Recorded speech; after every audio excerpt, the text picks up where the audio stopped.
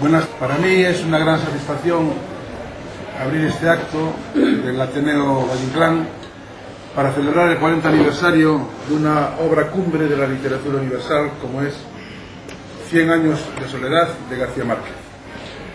El Ateneo buscó la persona más idónea para hacer la presentación. Pensábamos que a veces hay personas que, estando aquí en Ribeira, que llevan una vida muy tranquila, pero tienen un mundo aparte, un mundo distinto, digamos, de su propia profesión, que compiten con los grandes, digamos, maestros o profesores universitarios sobre algún tema determinado. Y en este caso, fue fácil para nosotros ver que la persona más idónea para hacer este acto era Antonio Arca Soler, que está aquí a mi derecha, que todos conocen, que es abogado de profesión, pero es García Marquiano de vocación. Es el hombre que ha leído esta novela más de 12 veces.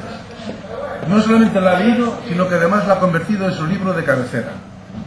Pocas personas hay en España y en Galicia que puedan hablar de textos íntegros de la novela de García Márquez de memoria y que lo hayan analizado en toda su extensión y profundidad. Arca, gran amigo, personalmente. Tengo que hacer ahora, y tienes que perdonarme, una pequeña memoria a la familia Arca, que para mí todos muy queridos, sobre todo a su padre, don Antonio Arca, que para los amigos era Toñito Arca, un hombre de una gran inteligencia, de una gran personalidad, muy querido por todos, que fue fundador, uno de los fundadores de la fiesta de la Adorna, y cuya figura recordamos todos con mucho cariño.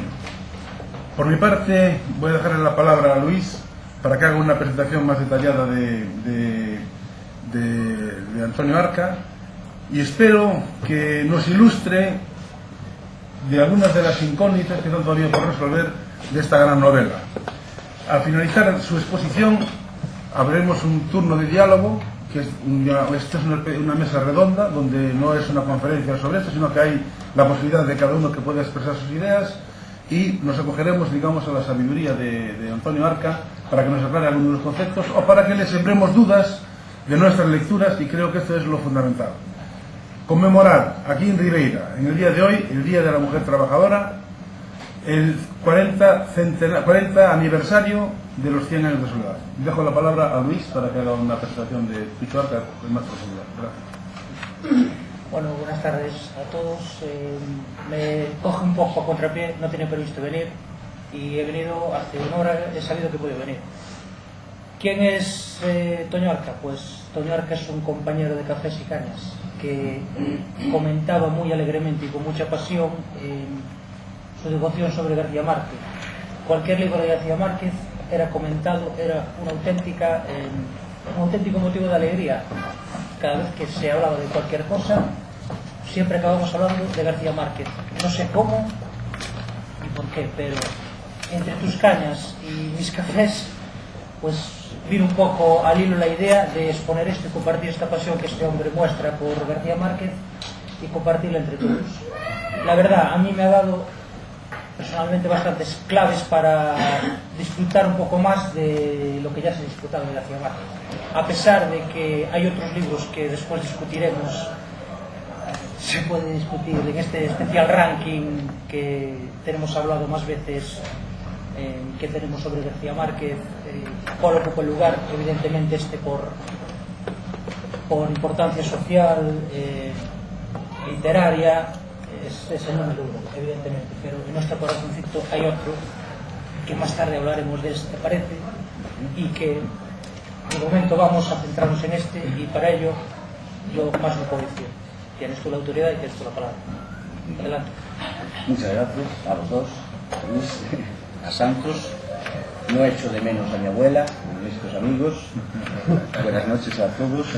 Y es un placer tremendo, pues, compartir las lecturas, no solo las lecturas, las emociones que comporta la lectura y la relectura de 100 años de soledad, todas las obras de Gabriel García Márquez en general, y de ese universo literario que se viene llamando el realismo mágico.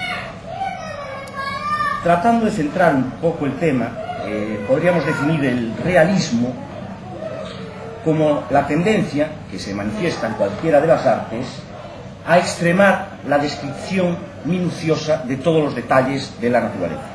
Por lo tanto, se da en todas las artes, excepto en la música, quizás, y nació, bueno, en el terreno literario, pues tenemos notables ejemplos, en Norteamérica, pues a Faulkner, en Francia a Balzac, en España, pues podríamos citar a Benito Pérez Galdós, a Emilia Pardo Bazán, Clarín, Blasco Ibáñez y, entre los más recientes, Camilo José Cela. Sin perder de vista este concepto del realismo, un crítico de arte alemán, Frank Roch, en 1928, comenzó a hablar de realismo mágico para designar una corriente pictórica que surgía en Alemania como respuesta al expresionismo.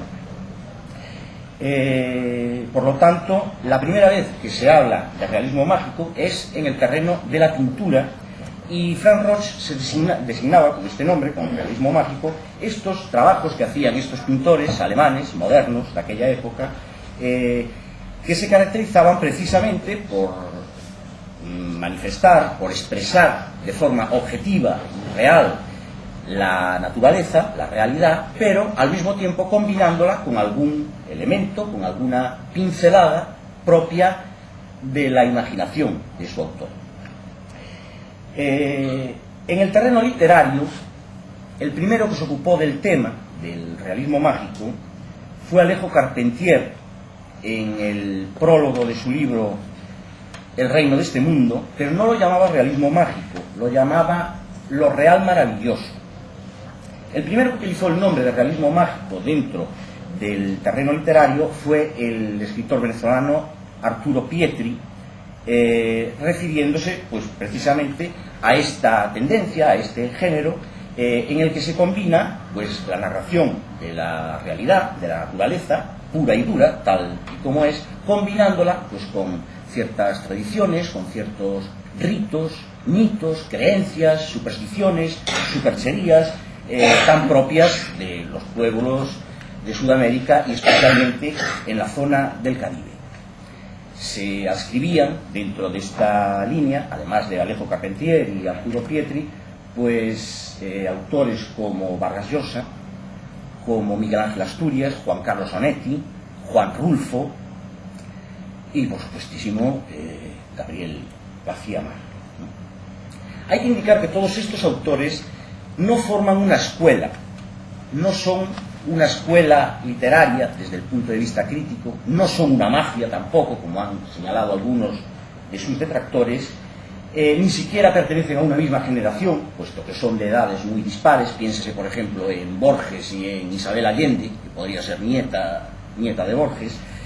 Quizás lo único que tienen en común entre ellos es ese gusto por el lenguaje fresco, cotidiano, ese gusto por la palabrota, por la palabra coloquial, por la expresión fresca, y también el hecho de que todos hayan sido periodistas antes de ser escritores, y todos coinciden en que las cosas que han tenido, las cosas que les ocurren a los personajes de sus novelas, no difieren gran cosa de las cosas que han tenido que narrar en su labor de periodistas, en su labor de escritores, de periodistas. El realismo mágico, en el realismo mágico, la realidad y la ficción se combinan de tal manera que forman un clima de desorganización. Entonces, lo real pasa a formar parte de lo mágico pasa a formar parte de lo real, y llega a no saber distinguirse qué es lo mágico y qué es lo real. Entonces, los lectores de Gabriel García Márquez, de Miguel Ángel Asturias, de todo este género literario, pues oscilan de un lado a otro sin saber a qué atender, sin saber diferenciar qué es lo mágico y qué es lo real, precisamente por estar narradas las dos realidades, la realidad y la ficción, con una misma técnica narrativa. Mario Benedetti, el escritor uruguayo, apunta un detalle curioso cuando dice que los sucesos inverosímiles que se narran en las obras de García Márquez se narran con toda naturalidad porque son naturales, son hechos naturales. caen del cielo como cae la lluvia, solo que una lluvia en Macondo dura 4 años, 11 meses y 2 días. Ahí podría estar la idea del realismo mágico.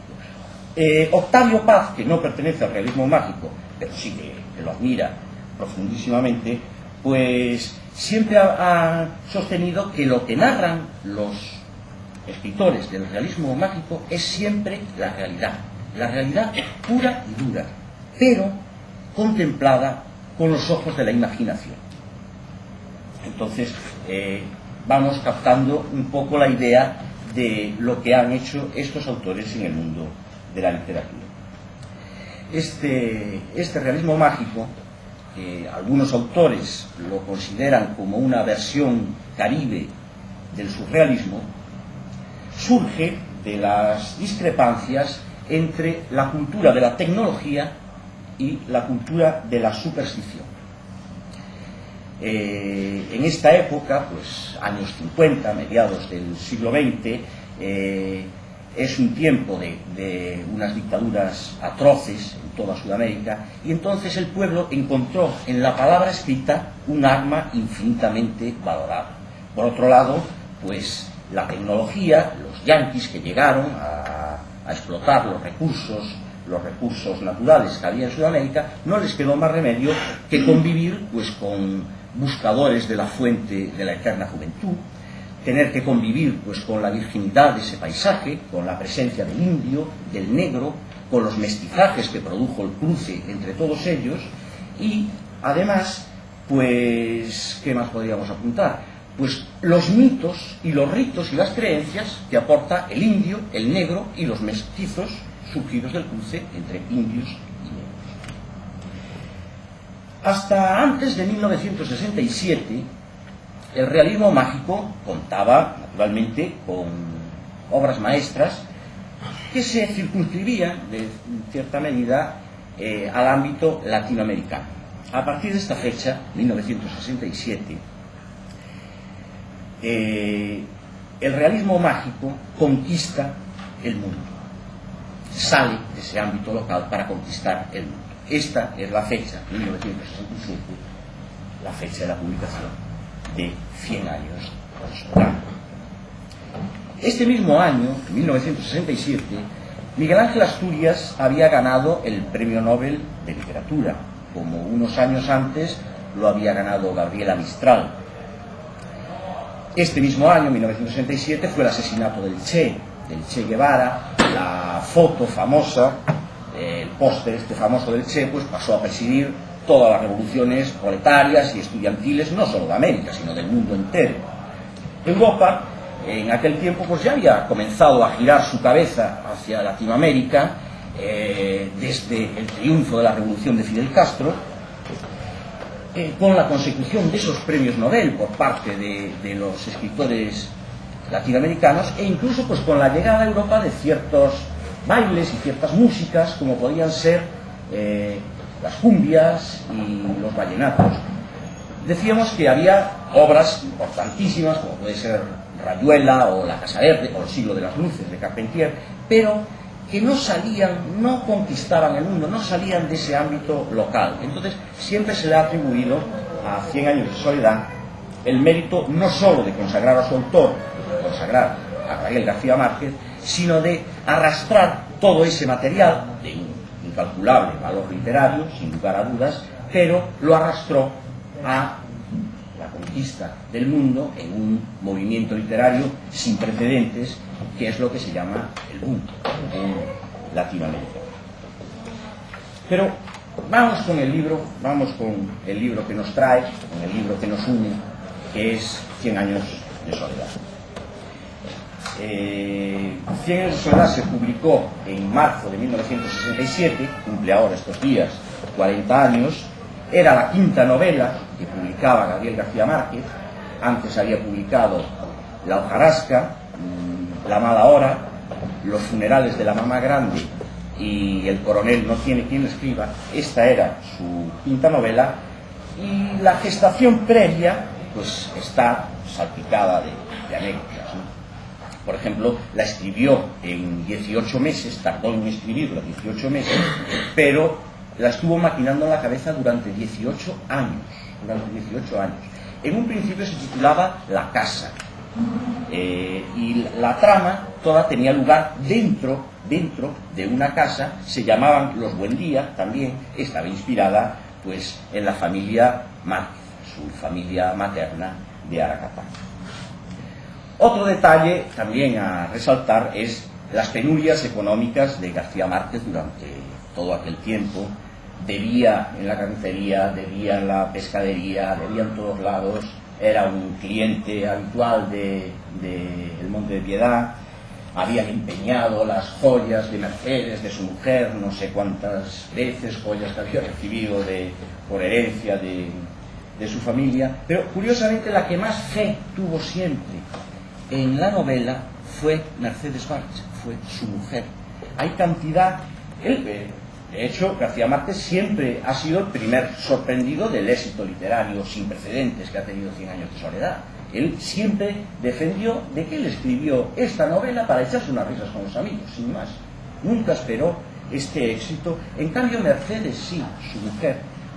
Hay incluso una anécdota que aparece en Vivir para contarla, en su biografía, que el teléfono pues no dejaba de sonar. Los acreedores siempre, oye, cuando me pagas, oye, que ya me debes esto, que me debes lo otro, tal y cual. Y el casero, el arrendador de su casa, ya le puso un ultimátum y dijo, no, mira, esta os vais, esta os marcháis. Dice, no, hombre, mira, espéranos un poco y te pagamos el doble de lo que te debemos. No solo lo que te debemos, sino que te pagamos el doble. ¿Y cuándo me lo pagáis? Mercedes tapó el auricular y le preguntó, ¿cuándo acabas la novela? Dijo, sobre marzo. Dijo, en marzo te pagamos el doble. O sea, la fe que tenía Mercedes era muy superior a la que tenía el propio García Márquez. Y otro detalle también de la maqueta, del borrador, del manuscrito de la novela, es la cantidad de faltas de ortografía que tenía 100 años de soledad en el momento de enviarla a la editorial. La editorial sudamericana de Buenos Aires dice que jamás ha recibido un libro, un proyecto de libro con semejantes faltas de ortografía. Aunque, bueno, eso deja de ser una anécdota porque es famosa la enemistad manifiesta de Gabriel García Márquez y la ortografía. Él, siempre que tiene ocasión, pues aboga por la supresión de las Gs, de las J, de las H, de las tildes. Las tildes, pues, ha sido siempre su guerra. Incluso, quizás el único que le hizo entrar en razón, o por lo menos el único que le hizo recapacitar sobre el tema, fue Mario Benedetti, que fue el poeta uruguayo. Dicen que era una discusión de 8 contra 1.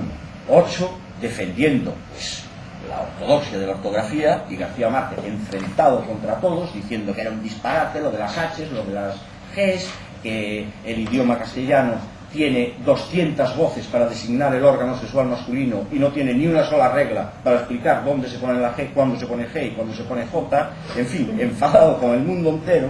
Y el que le hizo entrar en razón, tocándole la fibra sensible, quizás, fue Mario Benedetti, cuando le dije, pero Gabriel, hombre, tú tienes que comprender que para mí no es lo mismo verte llorar por la pérdida de tu mujer que por la perdida de tu mujer. El lenguaje, una de las cosas que llama la atención desde el momento en que se abre la primera hoja del libro, de 100 años de soledad, es el lenguaje que emplea García Márquez.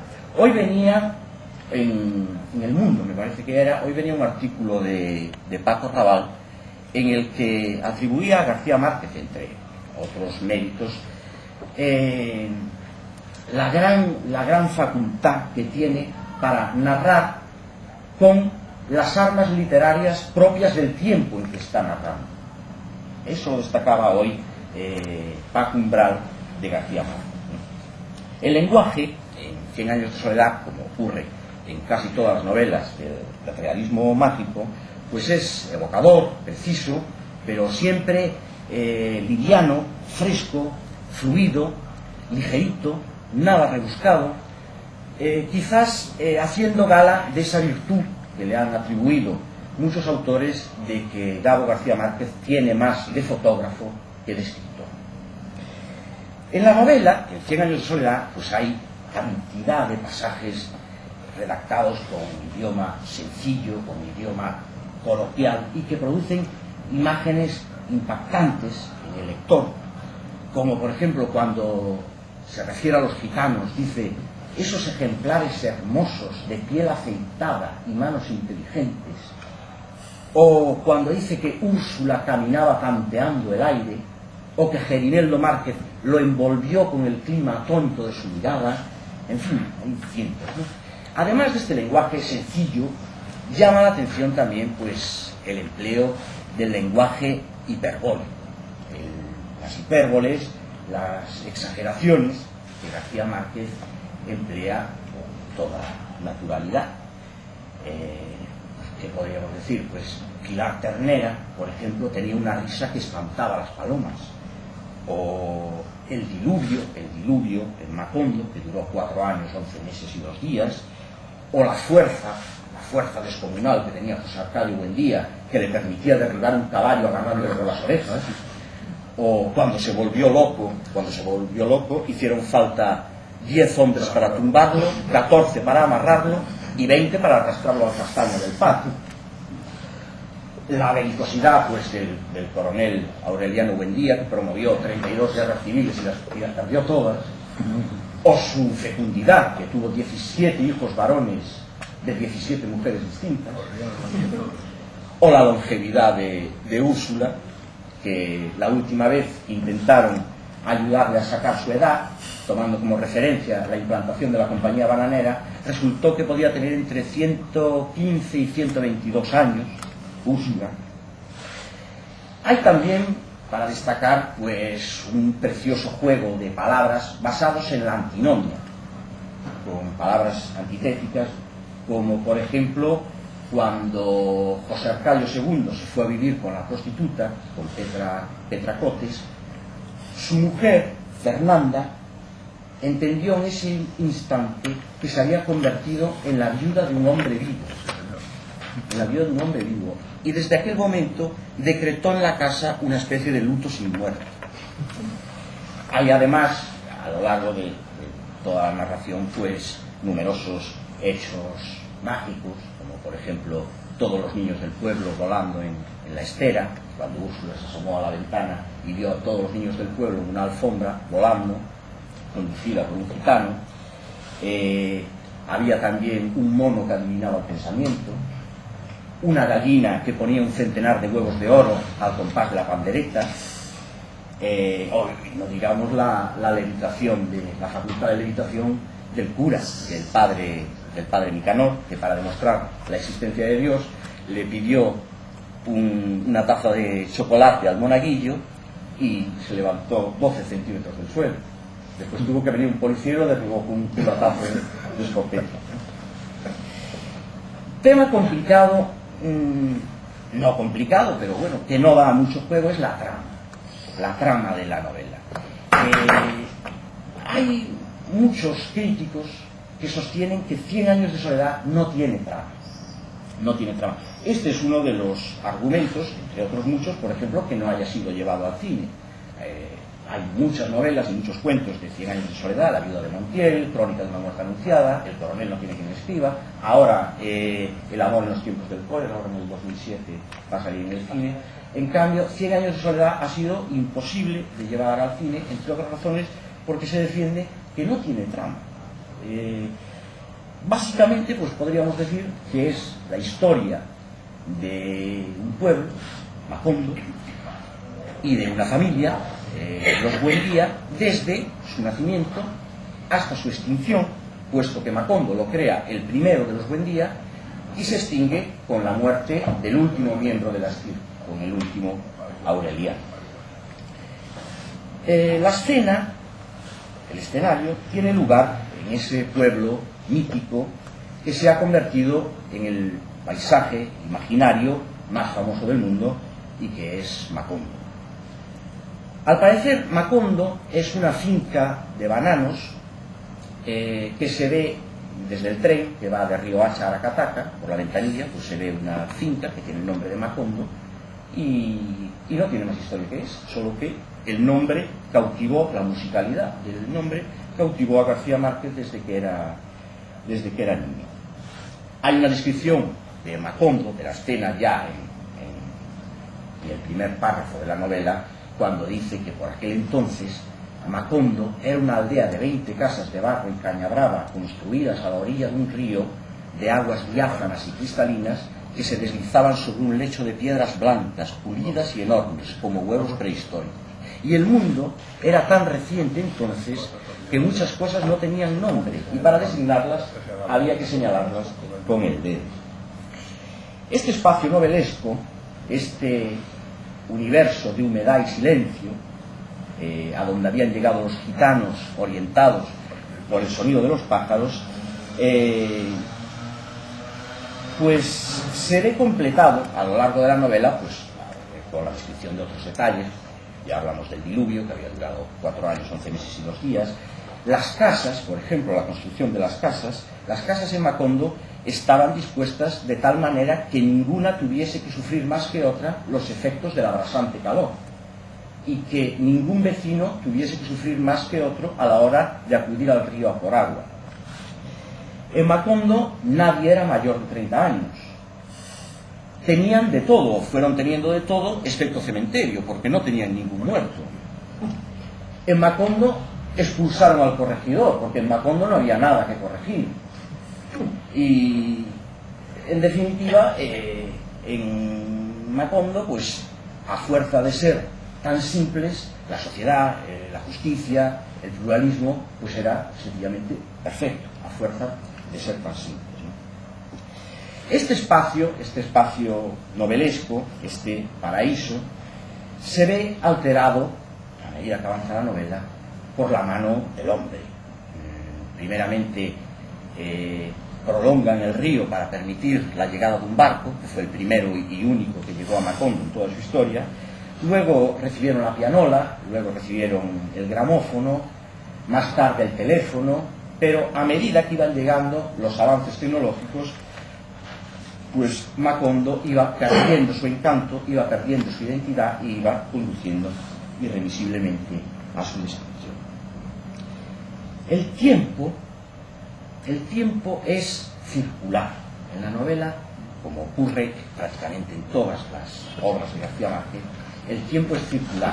Recuerda a esas muñequitas rusas de madera, que una contiene a otra, puesto que cada cuento contiene dentro de sí otro cuento y se van enlazando de tal manera que forman una figura circular. Hay constantes alusiones al futuro y al pasado desde la óptica del presente. Ya, el primer ejemplo ya lo tenemos en el primer párrafo de la novela, cuando dice: muchos años después, frente al pelotón de fusilamiento, el coronel Aureliano Buendía había de recordar aquella tarde remota en que su padre lo llevó a conocer el hielo. Entonces, estos pasos hacia atrás y hacia adelante, esta forma de narrar en la novela de manera que se enlaza, se desenlaza, avanza, retrocede, hace que la vida en Macondo pase como un remolino de recuerdos y de presagios. Y quizás sea esta una de las mayores singularidades de la novela, puesto que la historia comienza basada en un recuerdo, ese coronel que van a fusilar y que recuerda un momento de su infancia, cuando su padre lo llevó a conocer el hielo, y termina la novela convertida no ya en un recuerdo, sino en un presagio, cuando el último Aureliano logra descifrar los pergaminos de Melquíades y resulta que la historia de su familia estaba escrita desde hacía 100 años antes, y las estirpes condenadas a 100 años de soledad no tienen una segunda oportunidad sobre la tierra. La novela 100 años de soledad es un engranaje de repeticiones constantes, una rueda que estaría dando vueltas y vueltas y vueltas hasta el infinito si no llega a ser por el desgaste irremediable del eje. ¿El eje quién era? Pues la familia Buendía, desde el primero hasta el último. Manifestaciones de esta serie interminable de repeticiones, pues los nombres, por ejemplo. Los hombres siempre son o Arcadios o Aurelianos, y las mujeres siempre son o Amarantas o Úrsulas, o incluso hay una niña que se llama Amaranta Úrsula, una de las últimas. Otro ejemplo, pues la costumbre que tiene el coronel de hacer pescaditos de oro. En su taller de orfebrería hace pescaditos de oro, los vende por monedas de oro, funde las monedas de oro para volver a hacer pescaditos, y volver a venderlos por monedas de oro para volver a fundirlos y volver a hacer pescaditos. La costumbre de los hermanos, no, de los sobrinos, perdón, de enamorarse siempre de una tía, como ocurre con Aureliano José con su tía Amaranta, y como ocurre después con el último Aureliano con su tía Memi. O la costumbre también, siempre que coinciden dos hermanos varones, comparten, sin saberlo, una misma prostituta, sin saberlo, entre ellos. Los primogénitos, José Arcadio y Aureliano, compartían a Petratoces, y los gemelos, José Arcadio II y Aureliano II, compartían a Pilar Ternero, sin saberlo entre ellos.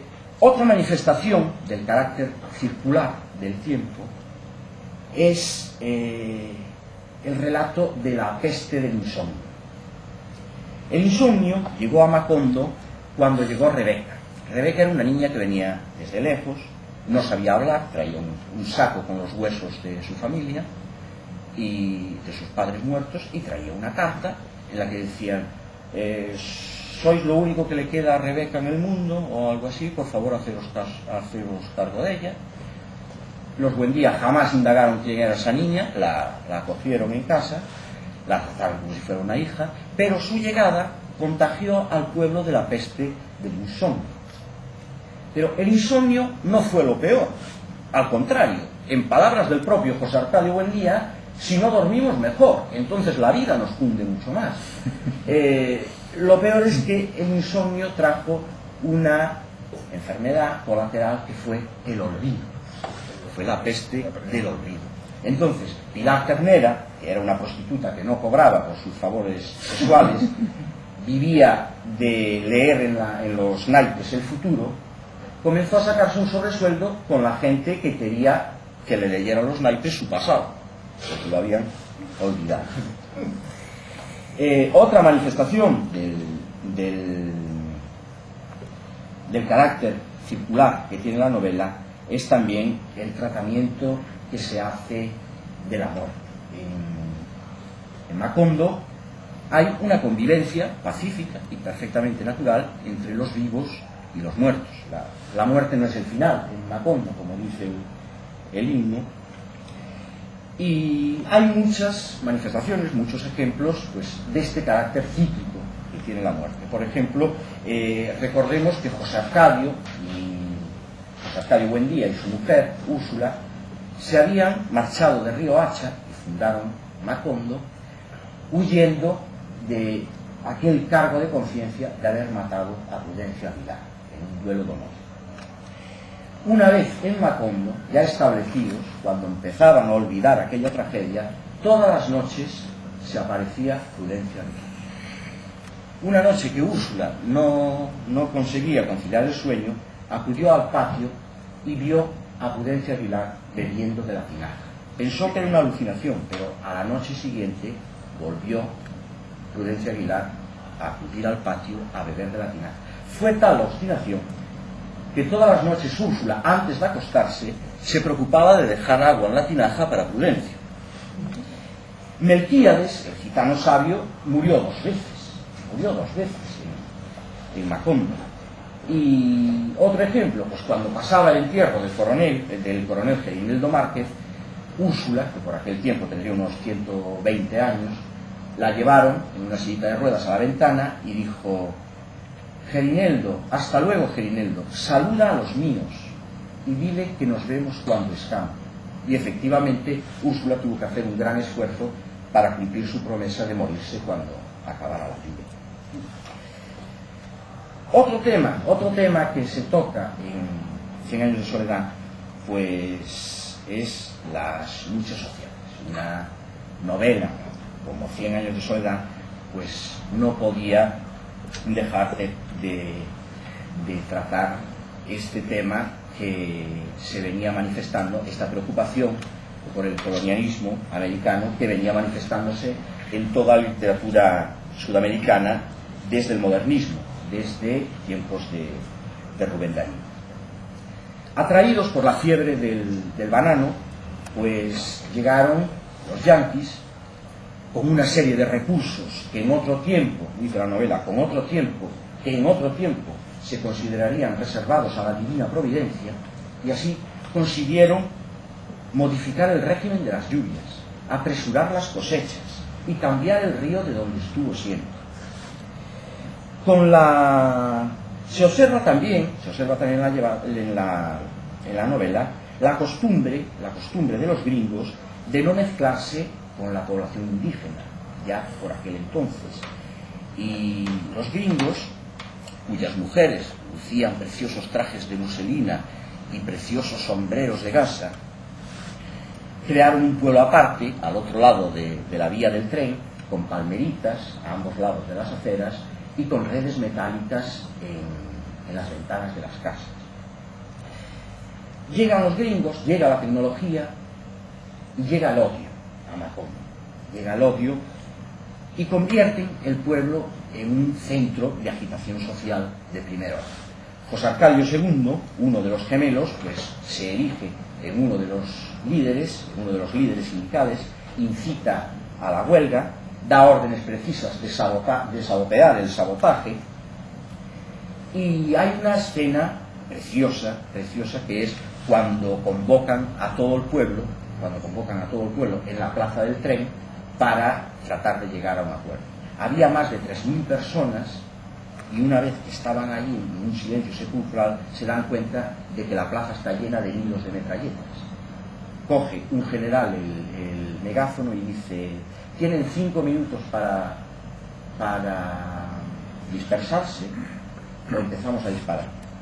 Al cabo del rato, bueno, la descripción del silencio sepulcral, yo creo que dura 5 minutos, exactamente leyendo, ¿no? El general advierte: han pasado los 5 minutos, 1 minuto más y comenzamos a disparar. Fue cuando José Arcadio II se levantó y dijo: cabrones, os regalamos el minuto que queda. Y empezaron a disparar. José Arcadio II dice que no sabía si estaba soñando o si... Lo cierto es que se despertó en el famoso tren de los cadáveres, un tren que portaba 40 toneladas de cadáveres para lanzarlos al mar, igual que el banano de desecho. Hay también otro detalle, como puede ser el policía que mató al niño que le derramó un vaso de refresco por el uniforme, en un claro ejemplo de esa violencia popular narrada con el lenguaje hiperbólico propio de García Márquez. Otro tema, además de la muerte, de las luchas sociales, otro tema que se toca en 100 años de soledad es el amor. En 100 años de soledad pues hay capítulos preciosos, brillantísimos, que tienen al amor como tema principal, pero los amores de los Buendía, de toda la familia Buendía, nunca son amores tranquilos, relajados, son siempre de una pasión desbordada. Recordemos que Úrsula se mantuvo virgen durante el primer año de matrimonio, aterrorizada por el pánico de que el matrimonio entre primos salían niños con cola de cerdo. Eso la mantuvo virgen el primer año de matrimonio, pero luego consumaron el amor en una noche de junio, fresca y con luna, y estuvieron reposando hasta el amanecer. El colmo ya de la pasión desenfrenada se produce con José Arcadio y Rebeca, que se creen hermanos. No lo son. Rebeca la habían adoptado los Buendía, nunca le indicaron su identidad, no eran hermanos por tanto, pero ellos se consideraban hermanos, y aún así no les importó y se fueron a vivir juntos a una casita al lado del cementerio, y los vecinos temían de que aquellos alaridos por la noche hiciesen perturbar la paz de los muertos. Ya José Arcadio se había iniciado en el sexo, como todos los jóvenes de Macondo, con Pilar Ternera. Y cuando su hermano Aureliano le preguntó ¿qué se siente?, José Arcadio le contestó: es como un temblor de tierra. Con esta definición, García Márquez lo ha reconocido en alguna ocasión, con esta definición de que hacer el amor era como un temblor de tierra, ha querido homenajear a Vicente Aleixandre por el libro de poemas que lleva como título La destrucción y el amor. Siempre ha reconocido de que esa definición que le ha dado de temblor de tierra quiere ser un homenaje a otro premio Nobel como es Vicente Aleixandre. Después hay también capítulos de un extraordinario romanticismo, como puede ser la relación entre Meme y Mauricio Babilonia, o el suicidio por amor de Pietro Crespi ante la indiferencia de Amaranta. Pero de todas formas, en mi opinión, hay un capítulo sublime, que es cuando el coronel Aureliano Buendía, aquel hombre que había promovido 32 guerras civiles y las había perdido todas, se enamora de Remedios. A ver si me sale. Dice así: la casa se llenó de amor. Aureliano los expresó en versos que no tenían ni principio ni fin. Los escribía en los ásperos pergaminos que le regalaba Melquíades, en las paredes del baño, en la piel de sus brazos, y en todos aparecía Remedios transfigurada. Remedios en el calor soporífero de las 2 de la tarde, Remedios en la respiración callada de las rosas, Remedios en el vapor humeante del pan al amanecer, Remedios en todas partes y Remedios para siempre.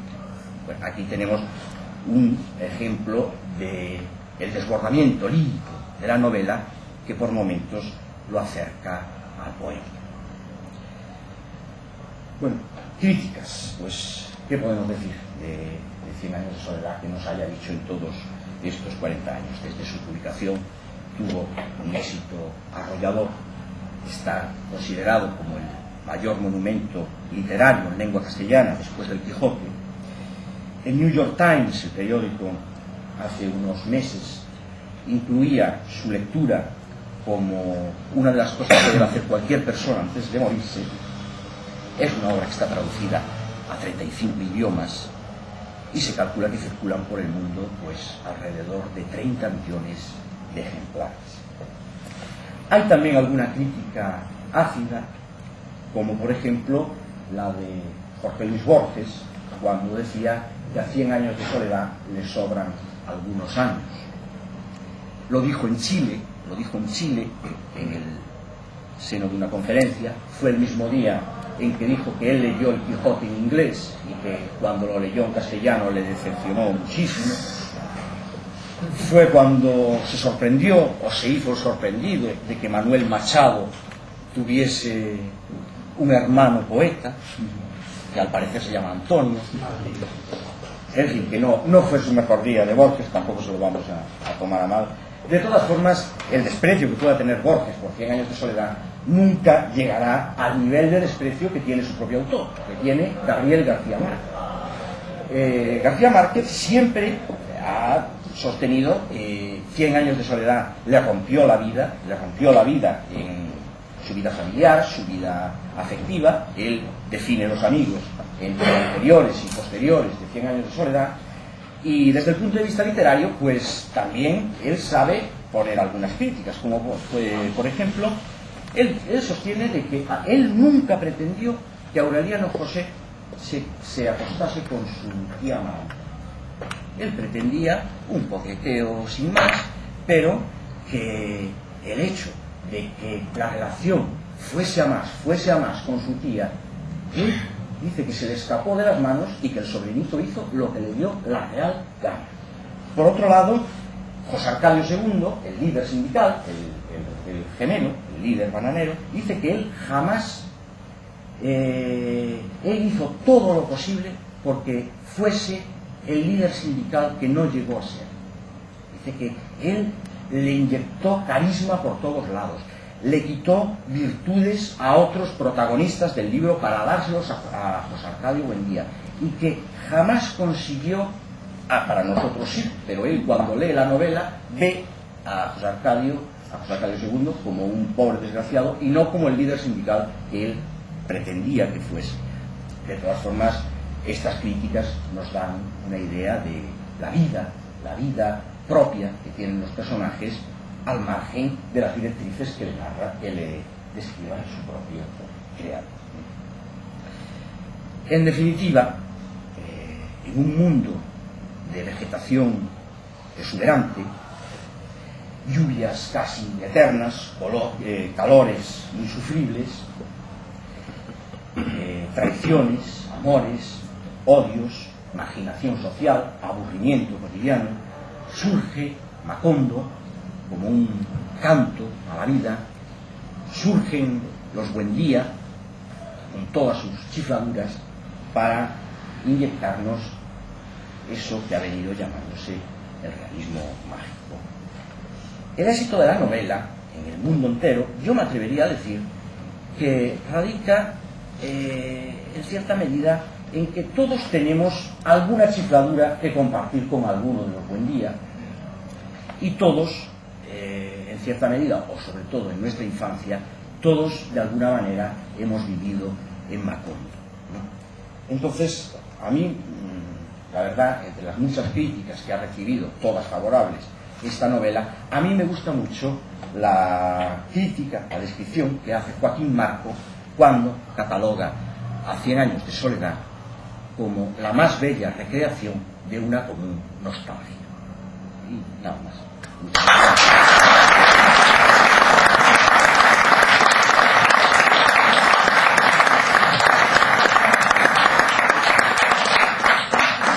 Creo que todos están de acuerdo que hemos elegido perfectamente el mejor presentador de García Márquez y Ribeira. Entonces ahora vamos a abrir un turno de debate y después en ideas que tú serás el responsable de contestar las inquietudes de todos nosotros. ¿Alguna persona quiere iniciar la palabra? Bueno, vamos a ver. Primera pregunta. A mí me llama la atención siempre, ¿por qué razón Aureliano Buendía tuvo 17 Aurelianos Buendías y tuvo 32 asonadas o guerras civiles y las perdió todas? ¿Qué pasó? ¿Había guerras que no hacía nada?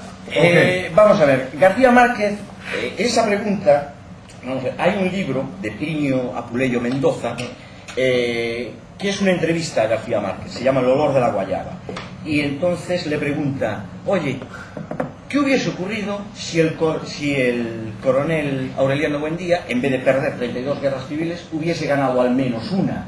Y contesta García Márquez, no hubiese escrito 100 años de soledad y sí habría escrito El otoño del patriarca. Y de los 17, vamos a ver, el peso, es difícil decir cuál es el protagonista de la novela, porque cada uno tiene su ámbito. Úrsula, desde luego, la madre, sobre Úrsula radica pues el peso afectivo, el peso familiar de la familia, y siempre censuró a la rama de los aurelianos. Los José Arcadio pues eran ya más parranderos, pero siempre censuró que los aurelianos eran muy retraídos, muy tímidos y muy encerrados en su soledad, y que eran incapaces de amar. Entonces, la novela, aunque parece un disparate, la novela tiene su nervio, tiene su coherencia interna. Los José Arcadio se casan y los aurelianos no. Entonces, el coronel Aureliano Buendía, pues acudía a campañas de guerra y tal. Había una costumbre por aquel entonces de que las madres llevaban a sus hijas a la habitación de los guerreros más valientes para perpetuar esa sangre y esa valentía. Entonces, a lo largo de toda la ciénaga, cada vez que colgaba la hamaca el coronel Aureliano Buendía, pues había una madre que llevaba a su hija para que le hiciera un hijo con esa gallardía y con ese arrojo. ¿Entiendes? De ahí tenía 17 hijos, todos aurelianos, todos varones, pero ningún hijo, por así decirlo, pues dentro de una familia normal, porque los aurelianos eran incapaces de formar una familia normal. Los José Arcadio sí. ¿Algo más? Tucho, a ver, Hombre, mañana yo creo me que achicabas. tú no nos quisiste hablar de lo más importante de Gabriel García Márquez, ¿Qué? las peleas de gallos. Bueno, ¿Por qué no nos quisiste hablar de eso? ¿Y por qué perdió la virginidad Úrsula ese día? porque perdió la virginidad Úrsula, vamos a ver. A ver, te lo leo. La discusión entre José Arcadio Buendía y Prudencia Aguilar había sido en la Gallera. Ya dijimos que Úrsula llevaba un año de casada y continuaba virgen, y entonces en una pelea de gallos se retaron, Prudencio y José Arcadio se retaron, ganó el gallo de José Arcadio Buendía, y al terminar la pelea Prudencio vino a decirle algo así: felicita a tu gallo y dile que peteire a tu mujer. Algo así, vino a decirle que peteire a tu mujer por ti, o algo así. Entonces José Arcadio fue a su casa, trajo una lanza, ya desde lejos la lanzó y le atravesó el cuello. ¿Y qué otra cosa? Y esa misma noche. Y esa misma noche no te pongas le ya dijo: nada sácate el cinturón de castidad. sácate el cinturón de castidad. Pero en este pueblo no vuelve a haber una muerte por tu dichoso cinturón de castidad. Y si tenemos iguanas, criamos iguanas. Sí, sí.